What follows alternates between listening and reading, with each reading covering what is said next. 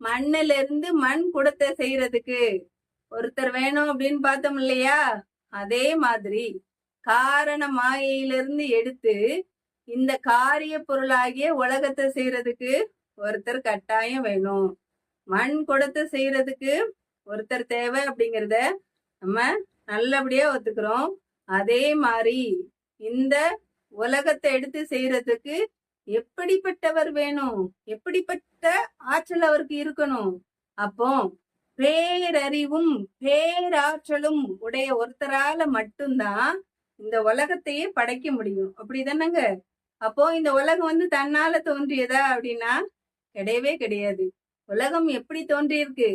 காரண மாயையிலிருந்து இறைவன் எடுத்து அந்த நுட்ப நிலையிலிருந்து, ஏன்னா அதுதான் நம்மளுடைய சர்க்காரியவாதம், நம்ம சைவ சித்தாந்தத்திற்கு அடிப்படை. நம்ம சைவ சித்தாந்தத்திற்கு எது அடிப்படையோ அதுதான் இன்னைக்கு விஞ்ஞானத்துக்கும் அடிப்படையா இருக்கு. அப்போ இன்னைக்கு நம்ம உலகம் தோன்றியதுன்னா இதுக்கு முன்னாடி நுட்பமா அது காரண மாயையில இருந்திருக்கு. அதை தோற்றுவித்தவர் நம்முடைய இறைவன், அவர் நம்முடைய சிவபெருமான்.